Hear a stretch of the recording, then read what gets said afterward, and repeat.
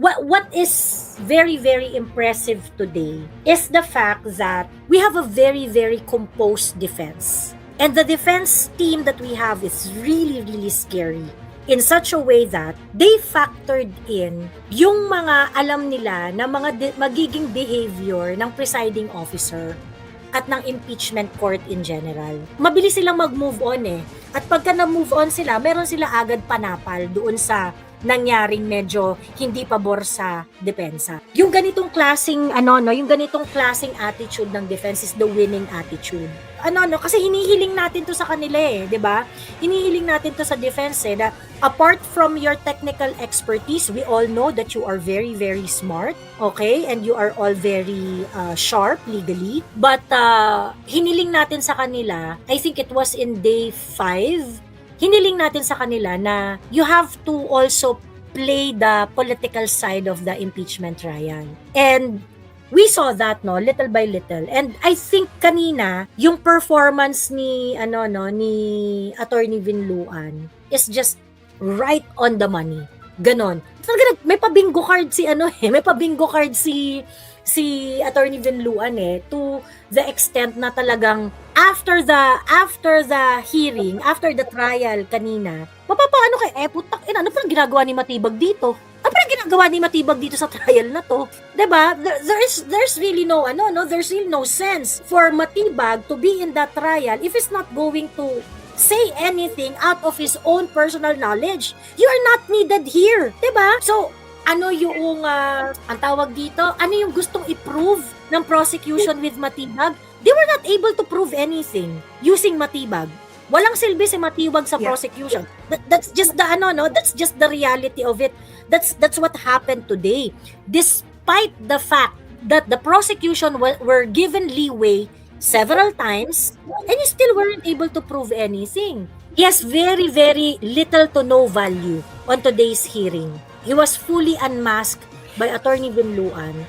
And I think despite the fact na merong mga leeway na, yun nga sabi ko nga, tilted kasi itong impeachment court na to you kinda expect that it's not going to be 100% fair. We enter this impeachment trial na alam natin na magiging ganun yung situation. But the defense team that we have right now, with their performance today, we see the defense team is very resilient na despite the fact na merong mga parang nabibigay sa kanila na hindi naaayon sa rules. 'Di ba? But keber yung defense team. Move on sila.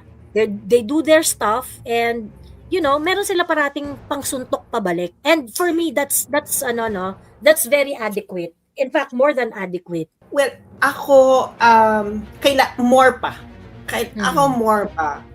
Sa defense team, the first hearts that you need to win is the hearts of the Filipino people.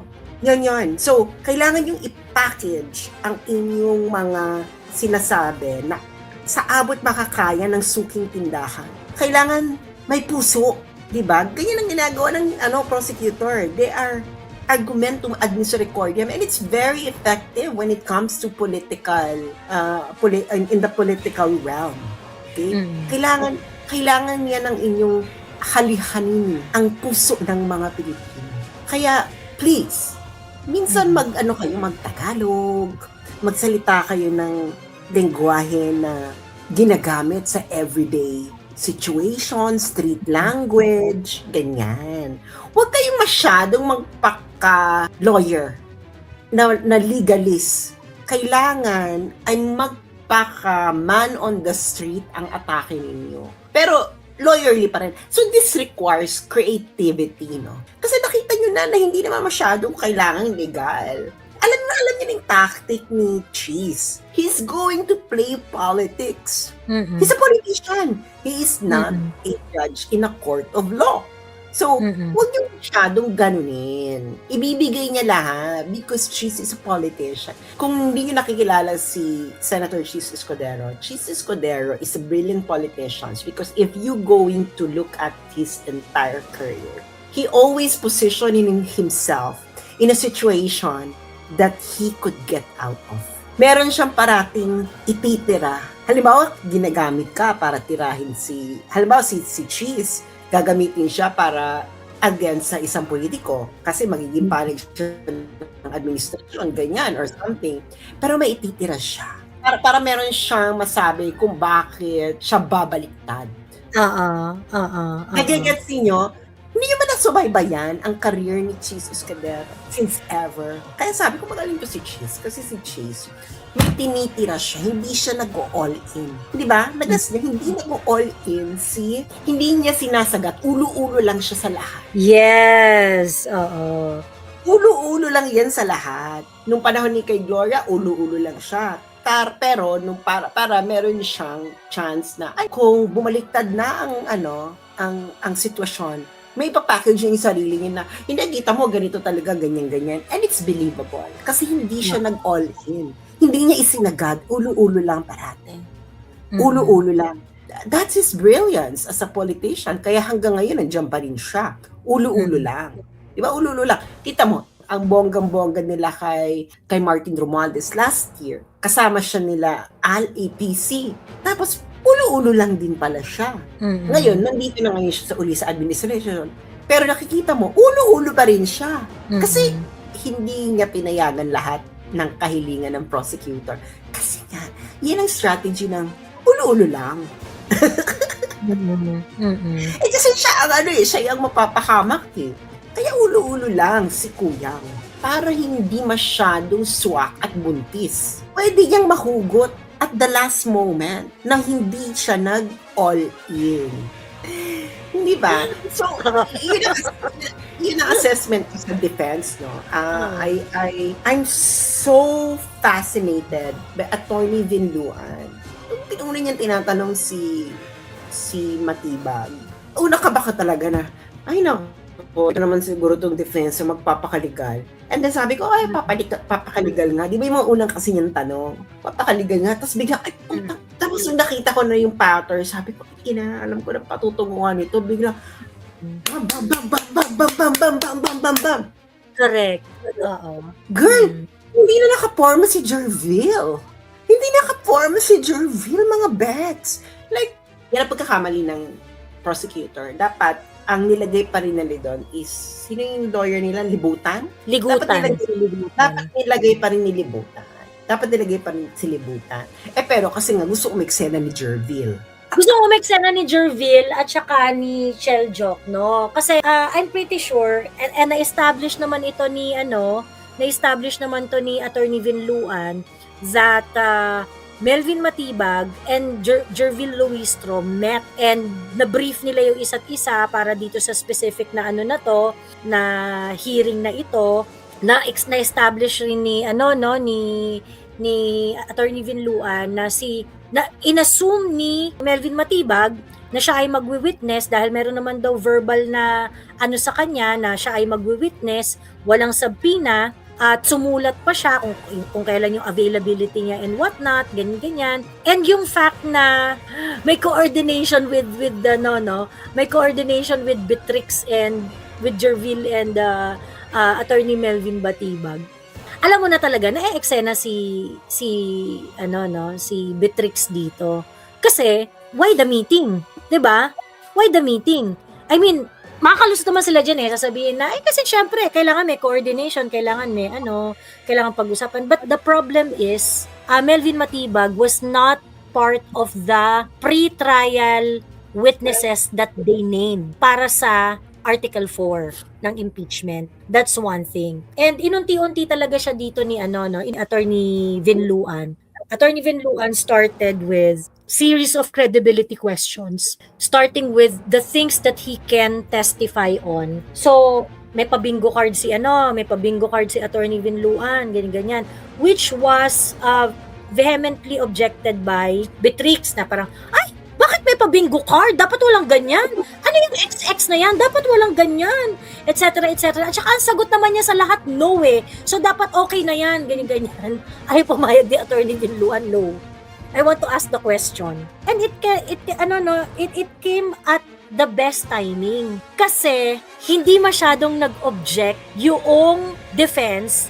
Ito yung sinasabi kong resilience ng Ito yung sinasabi kong resilience ng defense. Nag-object ng expected na objection ang defense doon sa unsigned na affidavit na pinabasa ni Beatrix kay Matibag ni Las Cañas. And hindi masyadong pinahirapan ng defense doon sa mga objection nila si Cheese Escudero na parang, well, that's not supposed to be allowed, hindi yan po pwede, kineso, ganyan. And they were able to thoroughly explain kung bakit hindi siya po pwede. Nag-rule si Cheese Escudero, wala magagawa, tinanggap ng defense yung ruling na yon. And so, nung bumira yung defense, wala rin magawa si Cheese.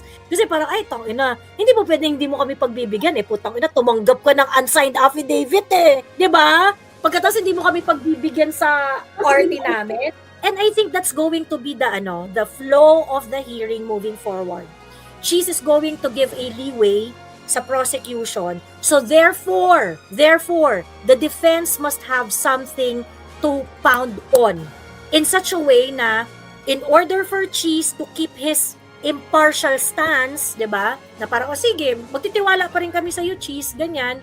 Pero kapag kunwari, meron kang paliway diyan sa prosecution, you will have no choice but to allow us if we're going to if we want to present something and to make it more palatable to the public. So, hindi makahindi si Cheese dun sa kay Attorney Vinluan. Kasi parang, hindi nga kita pinahirapan dun sa unsigned affidavit Defense, pakinig kayo, mga friends, mga gwapo at gwapita. Your defense should be also political with legal characteristics. Ng name ng game. Pero, okay na kayo. Si Vinluan kanina? Ay, sabi ko, tangina, ang galing na ni Vinluan, nalaman ni Vinluan yung laro. Kasi yung mga lawyers kasi ni VP Sara, hindi sila sanay sa politics. Sanay talaga sila sa courtroom. But girls and guys and girls and non-binaries, charot. You have to understand that this is no longer Kansas anymore, darling. You are not in a courtroom.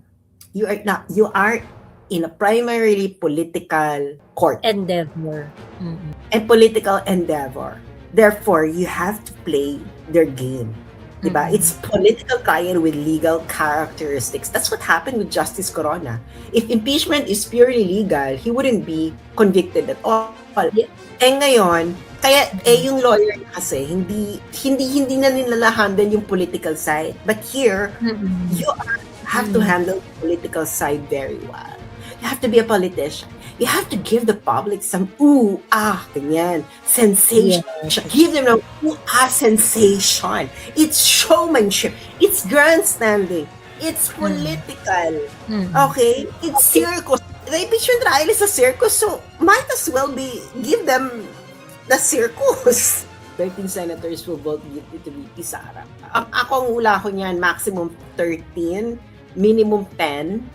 Itong fearless forecast ko. 10 would be sure na dalawang scenarios. Either 14 maximum na conviction. 10 minimum na conviction. Ngayon ano nangyari dun sa 4? Dun kung ang episode is yung 10 minimum, 4 will abstain. Yan ang aking fearless forecast. Hindi nila makuha ang 16. Pinakamalaki na nila is 14. On a bad day, it's going to be 10. And 4 will abstain. Kasi with the manner of questioning, maraming namamakas dalawang iba. Even doon sa kabila, lalo na doon sa kabila, doon sa 13 Emirate. So maximum is 14 na conviction. Yan ang maximum. Minimum is 10. And kung maging minimum 10, 4 will abstain. Ganun kasimple. Kaya nga, bakit ko nasabi? Because Sarah's trust rating is so high. So high. Will be maraming re-electionists, they will be wiped out in 2020. That's for sure. Sara will not win. Kung ma-impeach si Sara, ma-convict ni Sara, disqualifies siya. Sara could launch a revolution. If Sara is going to be convicted, might as well start a revolution. Ang sabi ko lang is defense team, more savviness pa. Nandun na kayo. Ano na kayo parang, oh my God, they're giving us the sensation. More, give us more. Yeah, that's the pep talk they need. Be like Rodrigo Duterte. Kasi PRRD is not just going to settle he's not going to settle just on legal sharpness. it has to be combined with political charisma. That's a very very high bar. Sobrang taas niyang na yan. Sobrang taas niyang standard na yan. But yes, I have to agree, tama si Sas doon na na be like Rodrigo Duterte.